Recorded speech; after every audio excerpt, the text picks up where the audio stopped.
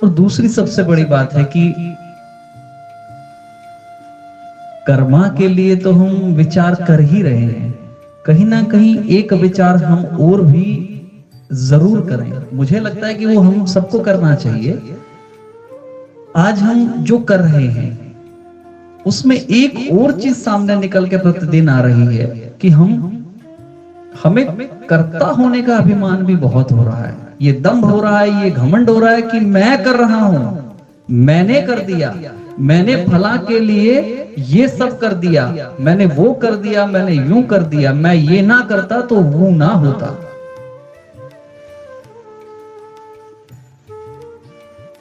जो अति विचारणीय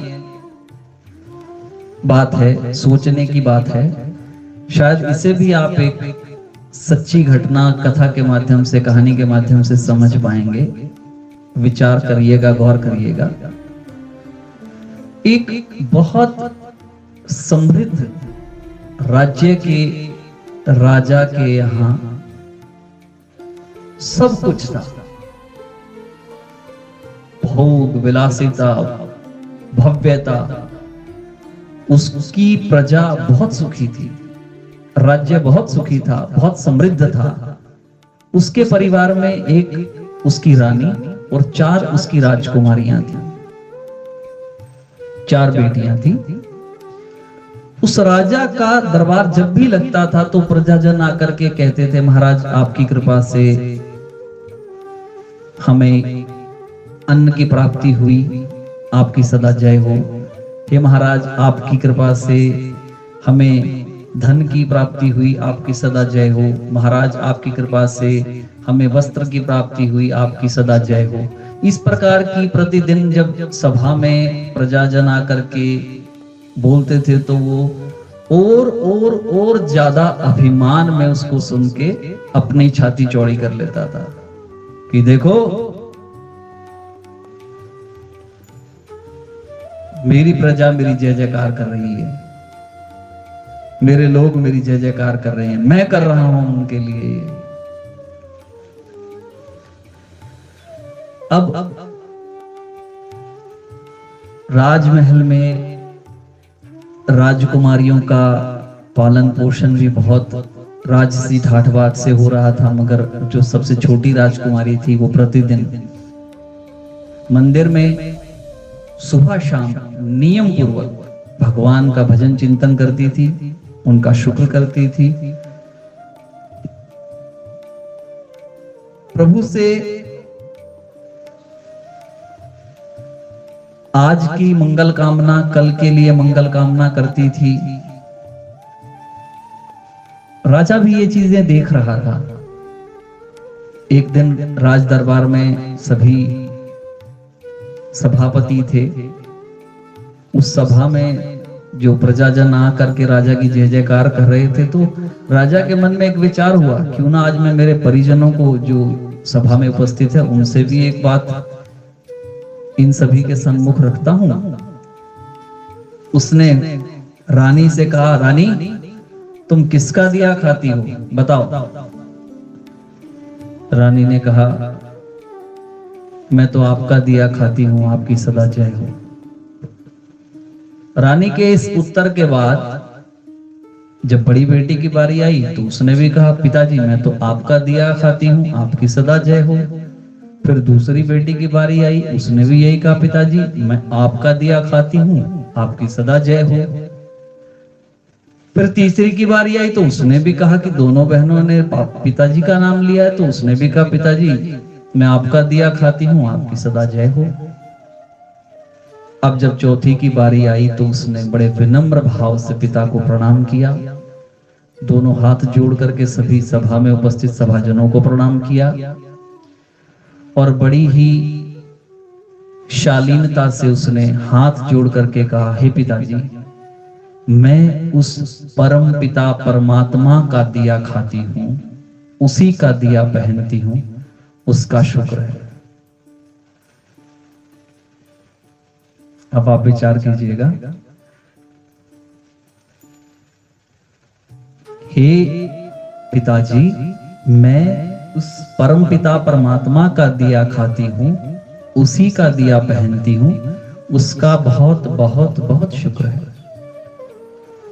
अब राजा का तो गुस्सा 7वें आसमान पर, सभापति, सभा, प्रजा सब मौन कि इस प्रकार से राजा के सामने इस राजा की कन्या ने कहा। राजा ने उस क्रोध में एक आदेश दिया कि इस बच्ची को, इस राजकुमारी को कल सुबह इस राज्य से निकाल दिया जाए। इसकी सारी वेशभूषा, आभूषण जो राजसी ठाठ बाट है वो छीन लिए जाएं और इस राज्य से निकाल दिया जाए। ये आदेश देकर राजा क्रोधवश राजमहल में चले गए। अब उनसे पूछने का या इस पे विचार करने का या इस पे परामर्श करने का या इस पे चिंतन करने का बल किसी में नहीं कि वो इस आदेश के बारे में उनसे चर्चा करें कि ये आपने क्या कह दिया, अपनी ही राजकुमारी को आपने राज्य से निकाल दिया। अगले दिन सुबह अंधेरे में ही राजा के सैनिक उसे साधारण वेशभूषा में, बिल्कुल सादे कपड़ों में, बिना किसी सुख सुविधा के राज्य से बाहर घने जंगल की ओर छोड़ करके वापस लौट आए। अब वो डरी सहमी राजकुमारी, ना पास में खाने को कुछ, ना पीने को, ना कोई व्यवस्था, ना कोई सुविधा, डरती डरती उस जंगल में पहुंची और प्रवेश करते हुए उसने प्रभु का शुक्र किया जो उसका नियम था कि हे प्रभु, हे मेरे परमात्मा, आपका शुक्र है, आपने कुछ ना कुछ तो मेरे विषय में प्रबंध किया ही होगा। उस परमात्मा के सहारे वो उस जंगल में घुस। अब चलते चलते बियाबान जंगल, घना सूना जंगल, जंगली जानवर, डर, चिंता, भय, मगर फिर भी मन ही मन मुख में प्रभु का नाम, ईश्वर का चिंतन करते हुए आगे बढ़ रही थी। सायंकाल तक थकी हारी एक घने वृक्ष के नीचे कुछ क्षणों के लिए बेहोश होकर के गिर गई और कुछ देर बाद उसके कानों में एक आवाज आती है खांसने की कि कोई आसपास है और खांस रहा है और वो खांसी किसी बूढ़े की है और कर्रा रहा है कि मुझे पानी दो, मुझे पानी दो। अब उस अंधेरे में उसने इधर उधर जब कुछ ढूंढने का प्रयास किया तो देखा कि दूर एक कुटिया है, थोड़ी सी दूर, और उस कुटिया में कच्ची टूटी फूटी झोपड़ी में एक बूढ़ा एक टूटी फूटी चारपाई पे पड़ा खांस रहा है और कर रहा है कि मुझे पानी दो। उसने देखा पास में एक जल पात्र है उस कुटिया में ही, उसने उसमें से थोड़ा सा जल उस बूढ़े को पिलाया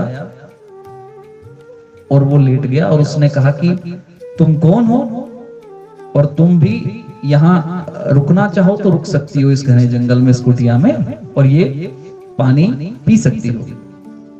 तो उस राजकुमारी ने कहा मैं तो ऐसे भटकते हुए जंगल में आ गई हूँ। उसने अपना परिचय छुपाया और वहां से जो पानी का पात्र था उसमें से कुछ पानी पिया और उसी एक कोने में प्रभु का शुक्र कर करके सो गई।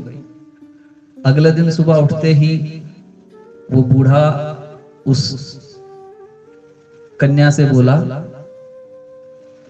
कि मैं पास के गांव में, पास के कस्बे में ये कुछ लकड़ी बेचने जा रहा हूं, मुझे लौटने में शाम हो जाएगी, तो तुम इस कुटिया के पीछे एक जल स्रोत है, वहां स्नान इत्यादि करके पानी इत्यादि पी लेना, और ये जो मेरे पास एक दो बकरी हैं उन बकरियों का दूध भी तुम पी लेना और अपनी उदरपूर्ति कर लेना, मैं शाम तक लौट आऊंगा।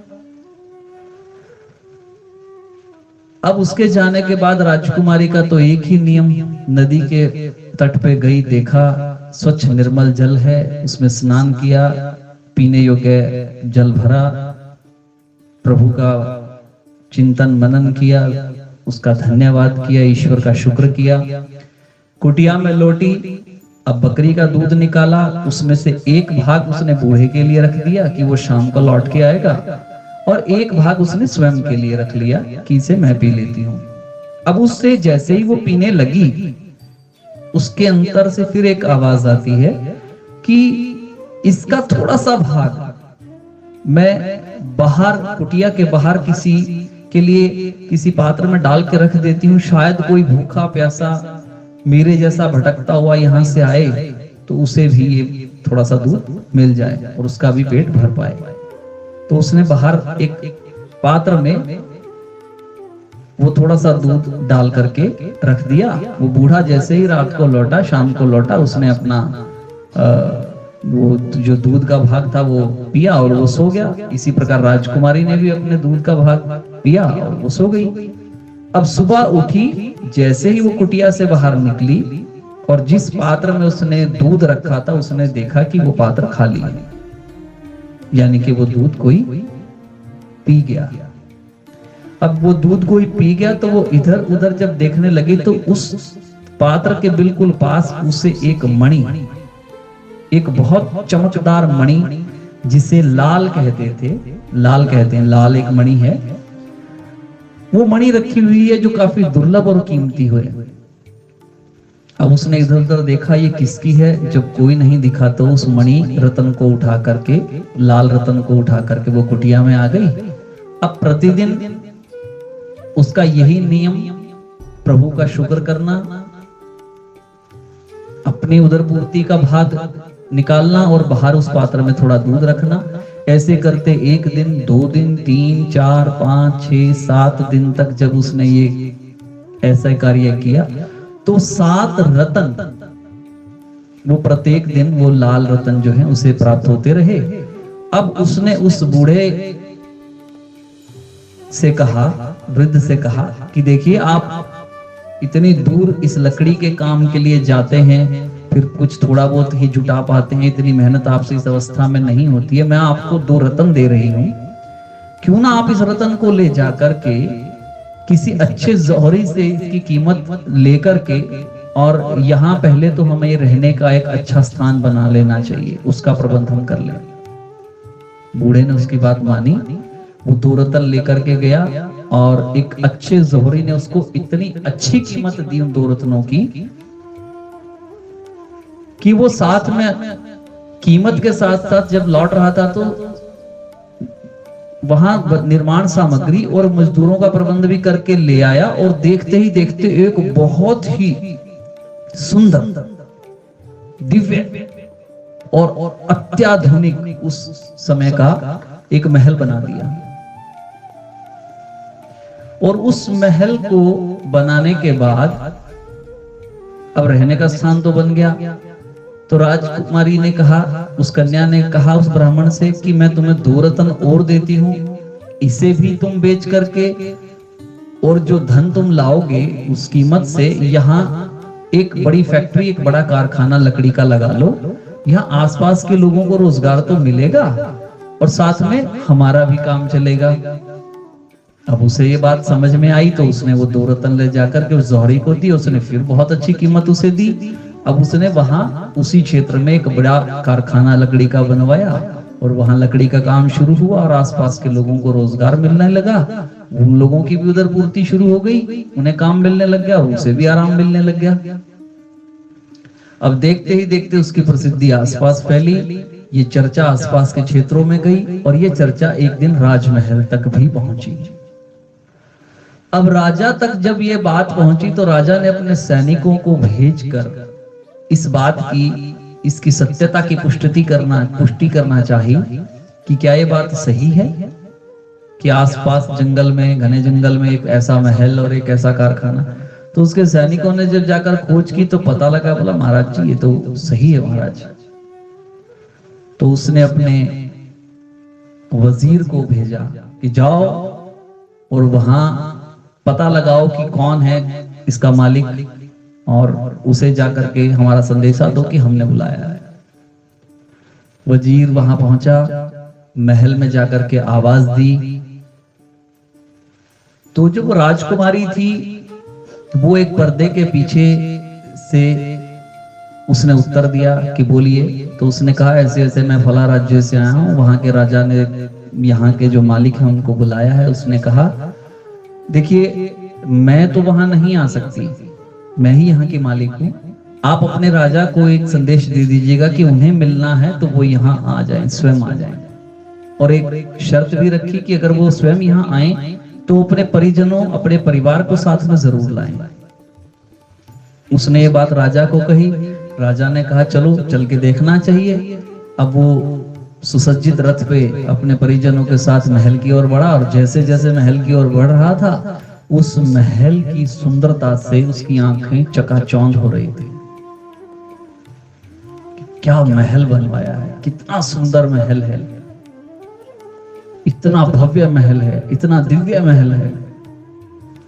अब वो महल में अतिथि स्थान पर पहुंच करके उन्होंने आवाज लगाई कि यहाँ की जो रानी है उसे बुलाया जाए। अब अंदर पर्दे के पीछे से एक घूंघट में, मतलब जो एक पल्ला ओढ़े हुए, एक फटे पुराने कपड़ों में, जो वो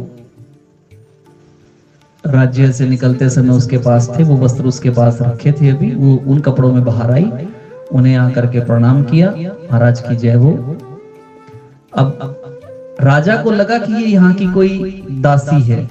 पहले तो वो हंस पड़ा और फिर उसने कहा जाओ तुम्हारी महारानी जो इस महल की रानी है उन्हें भेजो।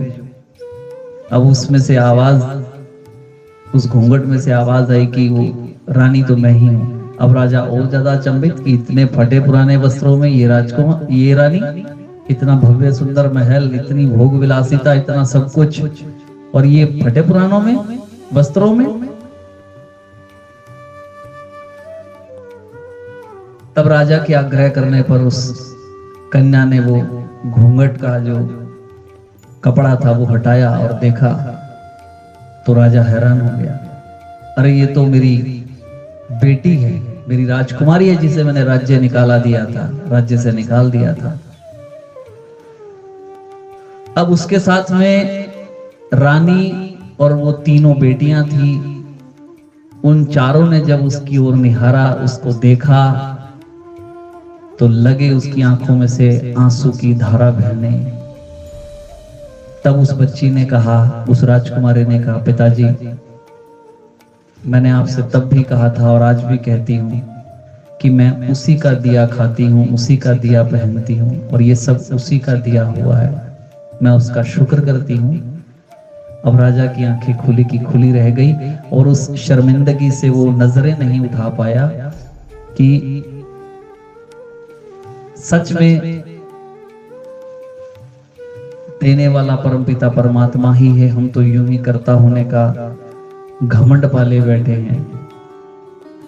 तब कहते भी हैं कि कर्ता करे ना कर सके, गुरु किए सब होए, सात दीप नो खंड में, मेरे प्रभु से बड़ा ना कोई, मेरे गुरु से बड़ा ना कोई, मेरे ईश्वर से बड़ा ना कोई। और फिर दूसरी बात उसकी समझ में ये भी आ गई कि अजगर करे ना चाकरी, पक्षी करे ना काम, दास मलूका कह गए सबका दाता राम।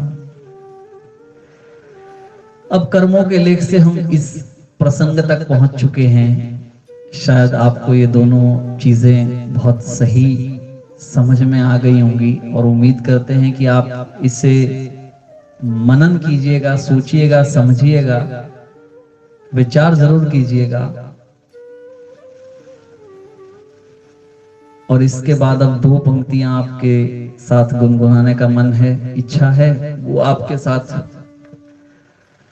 कर्म करो ऐसे भाई तुम पड़े न फिर पछताना, पड़े न फिर पछताना। कर्म करो ऐसे भाई तुम पड़े न फिर पछताना, पड़े न फिर पछताना। एक दिन तो धर्मराज को पड़ेगा मुख दिखलाना, पड़ेगा मुख दिखलाना। कर्म करो ऐसे भाई तुम, पड़े न फिर पछताना, पड़े न फिर पछताना। कर्मों की बात तक तो हम आ ही चुके थे, अब शुक्राना भी बहुत जरूरी है जीवन में, और यही हमारा शायद मूल मंत्र भी होना चाहिए। तेरा शुक्र करा मैं गुरु जी, तेरा शुक्र करा, शुक्र करा, तेरा शुक्र करा, तुहाडा शुक्र करा मेरे प्रभु जी, तुहाडा शुक्र करा, तुहाडा शुक्र करा मेरे साईं जी, तुहाडा शुक्र करा, तुहाडा शुक्र करा मेरे दाता जी, तुहाडा शुक्र करा, तुहाडा शुक्र करा मैं प्रभु जी, तुहाडा शुक्र करा, तुहाडा शुक्र करा मैं गुरु जी, तुहाडा